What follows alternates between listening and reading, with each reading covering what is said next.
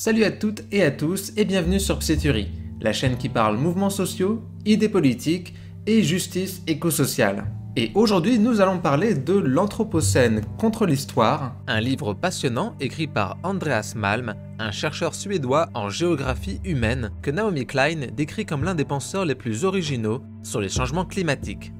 Le livre raconte la naissance de l'économie fossile, notre modèle actuel fondé sur la consommation massive de combustibles fossiles et la croissance soutenue des émissions de CO2 qui a permis au capital de repousser les limites de l'exploitation et du profit. Et à la base de cette enquête d'historiens sur les origines de notre modèle économique se trouve un concept dont vous avez sûrement déjà entendu parler, l'Anthropocène. Issu des sciences naturelles, l'Anthropocène est devenu le concept en vogue pour discuter des changements climatiques. Universitaires, politiques, militants, le terme s'est rapidement imposé dans tous les discours. L'idée est la suivante. En raison d'un ensemble de bouleversements environnementaux, dont le principal est le changement climatique, les humains ont perturbé les rapports naturels qui constituent le système terrestre et ont, sans le vouloir, pris le contrôle sur leur évolution et celle de la planète. Pour certains, ces bouleversements trouvent leurs origines dans l'invention de la machine à vapeur au XVIIIe siècle. Mais d'autres vont encore plus loin en remontant à la maîtrise du feu par les hominidés il y a un demi-million d'années. Si ce récit semble assez cohérent à première vue, Andreas Malm soulève aussitôt plusieurs problèmes liés au concept d'Anthropocène. L'idée que la maîtrise du feu il y a un demi-million d'années serait la genèse de l'Anthropocène et des changements climatiques ne prend pas en compte le fait historique que pendant la grande majorité de leur histoire, la plupart des sociétés humaines n'ont pas développé une économie fossile, même lorsqu'elles avaient un accès direct à du charbon et qu'elles en connaissaient les propriétés. La maîtrise du feu est compatible avec toutes sortes d'économies, pré-fossiles comme post-fossiles. L'économie fossile ne serait donc pas le processus d'un long et inévitable processus d'évolution qui aurait pris ses origines dans la découverte du feu. Deuxièmement, l'idée de mettre la responsabilité sur notre espèce en général manque cruellement de précision et de rigueur historique, et efface les groupes sociaux et les rapports de pouvoir. L'économie fossile n'a pas été développée et diffusée par l'espèce humaine en général, mais par la classe dirigeante britannique, puis celle des autres grandes puissances occidentales, animées par la satisfaction de leurs intérêts matériels. La consommation à grande échelle de combustibles fossiles présupposait aussi de disposer du travail des autres, salariés ou forcés, et n'aurait donc pas pu être engagée par l'espèce humaine dans son ensemble, contrairement au feu. Le charbon et la machine à vapeur ont alimenté les projets capitalistes et coloniaux des nations occidentales, qui les ont imposés ensuite aux peuples colonisés. L'économie fossile serait donc plutôt l'héritage d'un ensemble de rapports sociaux inégalitaires et oppressifs, et non le résultat de la prétendue nature humaine. Enfin, l'auteur souligne la difficulté des scientifiques et des intellectuels à déterminer le début de l'Anthropocène d'un point de vue géologique, ce qui est problématique vu que le suffixe cène prétend justement identifier une période géologique. Pour résumer, Andreas Malm regrette que l'Anthropocène reconnaisse que les changements climatiques sont causés par les activités humaines et non les forces abstraites de la nature, pour immédiatement les renaturaliser en pointant du doigt la nature humaine. Attention, attribuer les changements climatiques à l'espèce humaine n'est pas faux en soi, mais cette grille de lecture occulte les différences de responsabilité entre les êtres humains, les rapports de pouvoir qui expliquent ces différences, et donc les moyens de résister et de changer les choses. Si tout le monde est responsable, quelque part, personne ne l'est vraiment. Or, nous savons que les 1% des humains les plus riches ont une empreinte carbone 175 fois supérieure à celle des 10% les plus pauvres. Nous savons que les États-Unis émettent 15% des émissions mondiales de CO2, alors qu'ils ne représentent que 4% de la population mondiale. Et nous savons à l'inverse que l'Inde n'émet que 7% des émissions mondiales de CO2, alors qu'elle représente 17% de la population mondiale. Nous savons aussi que les forces politiques et économiques qui s'opposent le plus à la nécessaire transition énergétique sont les grands patrons des secteurs pétroliers et gaziers et les représentants du capital, et non l'espèce humaine dans son ensemble. Nous pourrions citer d'autres exemples pendant des heures, et c'est bien tout le problème du concept d'Anthropocène. Son diagnostic est si général et si peu précis qu'il en devient inutile pour imaginer les conditions d'un changement systémique. Andreas Malm ne dit pas que l'Anthropocène ne peut pas être un concept intéressant pour penser l'économie fossile ou la lutte contre les changements climatiques, mais seulement s'il sort de ses présupposés biodéterministes quasi téléologiques. Mais alors, on peut se demander bien sûr ce qu'il resterait donc du concept d'Anthropocène. Ne serait-il pas plus pertinent d'évoquer de manière plus claire la source bien identifiée du problème en parlant plutôt de Capitalocène ?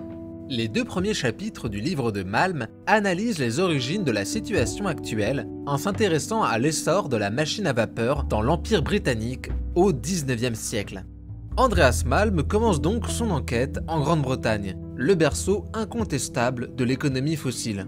Il faut savoir que pendant très longtemps, le pays sera la seule économie du monde à utiliser aussi massivement le charbon et la vapeur dans son industrie, si bien qu'en 1850, il était responsable de près de 60% des émissions mondiales de CO2. Mais au tout début du 19e siècle, le charbon ça sert principalement à chauffer les foyers britanniques et non à nourrir l'industrie. Donc peu importe la quantité de charbon qui a été brûlé dans les foyers britanniques à l'époque, sa consommation restait attachée à la lente croissance démographique et non à la croissance exponentielle et potentiellement infinie de l'industrie. Il faut attendre l'invention de la machine à vapeur par James Watt avant que le charbon puisse enfin être considéré comme une source d'énergie intéressante pour l'industrie. Mais Andreas Malm apporte une nuance subtile mais essentielle à ce récit. La simple invention de la machine à vapeur n'explique pas à elle seule sa diffusion et sa popularité dans l'industrie. Je ne vais rien vous apprendre si je vous dis que l'histoire est remplie d'inventions en tout genre qui ont été abandonnées aussi vite qu'elles ont été présentées au public. Il n'y avait donc rien d'évident à ce que la machine à vapeur s'impose, notamment face à son plus gros concurrent de l'époque, la roue hydraulique. En effet, 40 ans après le dépôt du brevet de James Watt, les manufacturiers anglais continuaient à exprimer une large préférence pour l'énergie hydraulique. Et donc la question centrale pour comprendre l'avènement de l'économie fossile, c'est pourquoi l'industrie britannique est-elle passée de l'eau à la vapeur ? À travers un exposé historique fascinant, Andreas Malm explore plusieurs hypothèses pour expliquer la transition énergétique des années 1830 à l'origine de l'économie fossile. Est-ce que l'eau nécessaire pour faire tourner les roues hydrauliques était devenue rare? Est-ce que les machines à vapeur étaient devenues plus puissantes et plus fiables que les roues hydrauliques? Est-ce que la vapeur était devenue plus économique que l'eau? Toutes ces hypothèses sont tour à tour réfutées par l'auteur. Le passage de l'eau à la vapeur dans l'industrie, notamment dans le secteur pionnier du coton, ne s'est pas produit parce que l'eau était rare, moins puissante ou plus chère que la vapeur. Au contraire, la vapeur l'a emporté alors même que l'eau était abondante, au moins aussi puissante et franchement plus économique. Andreas Malm propose alors une autre hypothèse pour résoudre cette énigme. Pour utiliser l'énergie hydraulique, les industries avaient besoin de se positionner sur le cours d'une rivière. Mais plus les industries avaient besoin d'eau, plus il fallait la chercher loin, dans les campagnes. Mais plus les industries s'enfonçaient dans les campagnes, moins elles avaient de chances de tomber sur des villages préexistants et donc de tomber sur de la main-d'œuvre. Les grands industriels sont donc amenés à construire de véritables villes-usines, sortes de colonies rurales, pour pouvoir exploiter les cours d'eau. En plus des routes et des ponts pour les atteindre, il faut aussi construire des maisons, des écoles, des boutiques, des hospices, des chapelles, des auberges, et tout ça, c'est entièrement financé par le manufacturier. Mais construire des infrastructures ne suffit toujours pas, il faut aussi trouver de la main-d'œuvre. Et en plein milieu de la campagne, il y avait peu de chances de trouver une population locale disposée au travail d'usine. La plupart du temps, les agriculteurs et les artisans du coin sont peu enthousiastes à l'idée de travailler de longues heures sur des machines et en plus sous la supervision d'un directeur. Il fallait donc mener des campagnes de promotion pour pouvoir attirer des ouvriers et des ouvrières venus de la ville. Autant de contraintes géographiques, mais surtout sociales, économiques et politiques, qui rendaient ce processus très coûteux. Mais pourtant, jusqu'au début du 19e siècle, ce modèle était encore soutenable et pleinement compatible avec des affaires florissantes, car les marges des entreprises étaient très élevées et la classe ouvrière n'était pas encore constituée en tant que force politique organisée.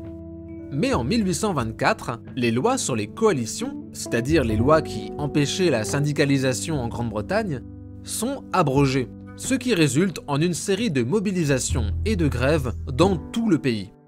Si les centres urbains sont les plus importants foyers de résistance, les colonies rurales suivent le pas.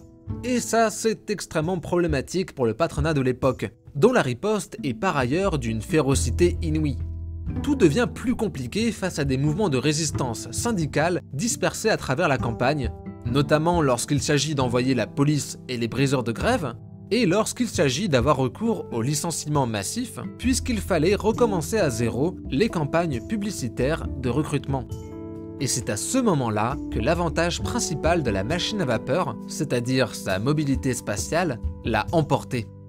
En effet, contrairement à l'eau, le charbon pouvait être transporté, stocké et utilisé dans des lieux totalement dissociés de sa source d'extraction. Alimenté au charbon et non par les cours d'eau, le capital était enfin délivré de ses chaînes spatiales. Plus besoin de construire des villes-usines en campagne. Le patronat pouvait enfin s'installer en ville, à proximité des abondantes populations ouvrières nécessaires pour faire fonctionner les machines, toujours plus nombreuses. La campagne et son marché du travail réduit et dispersé ne pouvaient pas satisfaire les ambitions des propriétaires capitalistes. L'adoption de la machine à vapeur et l'accélération de l'urbanisation qui en a résulté a ainsi transformé les rapports de force entre les travailleurs et les patrons. Conscient que les mobilisations syndicales allaient contraindre l'État britannique à réduire le temps de travail, notamment pour les enfants, le patronat devait aussi trouver un moyen de compenser son manque à gagner en augmentant la production pendant les heures qui restaient. Et là aussi, la vapeur avait un avantage sur l'hydraulique. Les rendements de la roue hydraulique dépendaient des fluctuations de la météo. La rivière pouvait geler, déborder ou se tarir. Ça faisait partie des règles du jeu et ça n'empêchait pas les industriels de dégager du profit. Mais alimentée par le charbon, la machine à vapeur pouvait fonctionner à plein régime et en toute saison. Pour Andreas Malm, le constat est sans appel. L'industrie s'est tournée vers la machine à vapeur parce qu'elle offrait un pouvoir supérieur de contrôle sur la main-d'œuvre et sur le capital. Contrairement aux rivières, la machine à vapeur représente un travailleur parfaitement docile, malléable et souple, le fantasme ultime de puissance pour un capitaliste.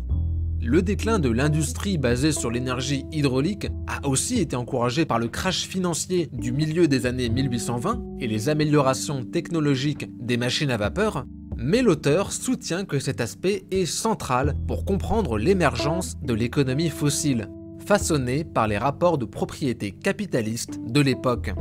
La machine à vapeur avait enfin vaincu la rivière, et le charbon allait devenir la ressource la plus précieuse de Grande-Bretagne, la matière première idéale pour circuler au sein des cycles de la marchandise, libérant ainsi le plein potentiel de l'accumulation capitaliste.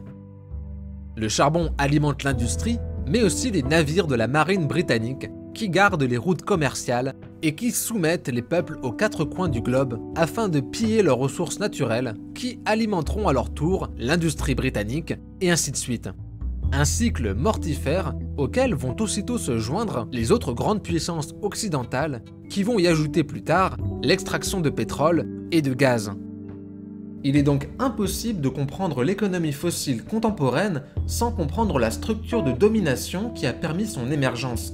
Andreas Malm démontre ainsi que l'économie fossile qui est à l'origine des changements climatiques actuels n'est pas et n'a jamais été le résultat d'un processus collectif et démocratique, bien au contraire. Le chapitre 3 du livre de Malm commente un ensemble d'œuvres de fiction sur les énergies fossiles afin d'en tirer des leçons ou d'en faire une critique. Bien que très intéressant, ce chapitre n'est pas essentiel à mon avis pour comprendre le propos de l'auteur, et donc nous n'allons pas le développer ici. Et nous allons passer directement au chapitre 4 du livre de Malm, où il entame une réflexion sur les différents avenirs révolutionnaires que nous pourrions imaginer face au changement climatique. Il en distingue 4. La révolution comme symptôme, la contre-révolution et le chaos comme symptômes, la révolution pour traiter les symptômes, et la révolution pour traiter les causes. La première révolution possible se fonde sur une lecture marxiste des confrontations sociales. à chaque augmentation de la température, il deviendra de plus en plus pénible de travailler pour des milliards d'individus à travers le monde. On peut supposer que les travailleurs seront obligés de ralentir la production, réduire leur temps de travail et prendre des congés maladie plus nombreux. Or, si la classe capitaliste exige au contraire que la production soit maintenue, voire accélérée, cela pourra créer de nouveaux conflits jusqu'à atteindre un point de bascule. Les changements climatiques et les catastrophes associées auraient ici un rôle d'accélérateur dans la révolution contre un système qui serait complètement pétrifié dans ses contradictions. La deuxième révolution possible regroupe en fait un ensemble de scénarios contre-révolutionnaires. Car en effet, il n'est pas à exclure que les pénuries d'eau et de nourriture à venir n'engendrent pas des contre-révolutions autoritaires et ultra-bureaucratiques. Ici, la survie de l'espèce humaine justifierait la mise en place de régimes ultra-hiérarchiques et liberticides qui, au mieux, rationneraient les ressources et, au pire, se les accapareraient. Bien qu'il n'y ait actuellement pas grand monde favorable à ce fascisme écologique, celui-ci s'incarne déjà dans la science-fiction. La troisième révolution possible, qui est bien plus discutée de nos jours, s'évertue à lutter contre les effets du réchauffement mondial, autrement dit, à s'adapter collectivement aux effets des changements climatiques. Cette révolution suppose d'agir là où nous pouvons exercer notre influence de la manière la plus directe, souvent au niveau local. L'inconvénient, c'est que ces actions sont forcément limitées dans leur portée, et comme le réchauffement c'est un phénomène mondial, il se peut que les efforts d'adaptation soient rendus inutiles si la température continue d'augmenter. Enfin, la quatrième révolution possible s'évertue à lutter contre les causes du réchauffement mondial en lançant une offensive totale contre le capital fossile. Pour l'auteur, il s'agit de la forme la plus exigeante de révolution, mais aussi la plus efficace. Le temps et l'organisation sont des facteurs clés, car la bourgeoisie capitaliste et ses alliés ont tendance à traîner lorsqu'il s'agit de prendre des mesures ambitieuses et à l'inverse n'hésitent pas à obstruer toute initiative politique qui remettrait sérieusement en cause leurs intérêts. Dans cette optique de révolution contre les causes, Andreas Malm propose 10 solutions claires, précises et applicables qui pourraient être mises en place et qui révolutionneraient les forces de production et les rapports sociaux dans lesquels elles s'inscrivent. Imposer un moratoire total sur toutes les nouvelles installations d'extraction de charbon, de pétrole ou de gaz naturel. Fermer toutes les centrales électriques alimentées par ces combustibles. Produire 100% de l'électricité à partir de sources non fossiles, principalement le vent et l'énergie solaire. Mettre fin au développement du transport aérien, maritime et terrestre, convertir le transport terrestre et maritime à l'électricité et à l'éolien, et aussi rationner le transport aérien pour garantir une juste distribution jusqu'à ce qu'il puisse être totalement remplacé par d'autres moyens de transport. Développer les réseaux de transport public à tous les niveaux, limiter le transport de nourriture par bateau et par avion et promouvoir systématiquement des approvisionnements locaux, mettre fin à la destruction des forêts tropicales et lancer de grands programmes de reforestation, isoler les vieux bâtiments et imposer que les nouveaux produisent leur propre énergie sans émission de dioxyde de carbone, démanteler l'industrie de la viande et diriger les besoins humains en protéines vers des sources végétales, et enfin diriger l'investissement public vers le développement et la diffusion des technologies d'énergie renouvelable plus durables et plus efficaces, et aussi les technologies d'élimination de dioxyde de carbone. Mais qui pourrait imposer de telles mesures? Qui pourrait mener cette révolution pour le climat? En citant l'autrice Naomi Klein, Andreas Malm formule l'idée suivante. Toutes les luttes sont des luttes contre le capital fossile. Il faut seulement que les gens qui les mènent en prennent conscience. Dans la mesure où le capitalisme actuel est totalement saturé d'énergie fossile, quasiment tous ceux qui participent à un mouvement social sous son règne combattent objectivement le réchauffement climatique, qu'ils s'en soucient ou non, qu'ils en subissent les conséquences ou pas. Il ne s'agit pas ici de détourner l'attention de problèmes économiques ou politiques qui pourraient nous paraître peut-être plus immédiats, mais bien de les compléter afin de former la plus grande alliance possible de forces progressistes opposées au capitalisme et à ses pulsions morbides. Un défi à la taille de l'enjeu, mais qui se doit d'être tenté. Pour conclure, je ne peux que vous recommander la lecture de cet ouvrage. Dans un style accessible et percutant, Andreas Malm contribue à nous faire réfléchir sur les limites du récit de l'Anthropocène et offre des pistes de solutions intéressantes pour renforcer les fondations des luttes écologiques et sociales. merci d'avoir visionné cette vidéo, j'espère qu'elle vous aura plu et appris des choses. Si vous voulez soutenir mon travail, n'hésitez pas à laisser un like, un commentaire, à partager la vidéo, à vous abonner et surtout à en parler autour de vous. On se retrouve très bientôt pour de nouvelles lectures afin de penser et repenser le monde.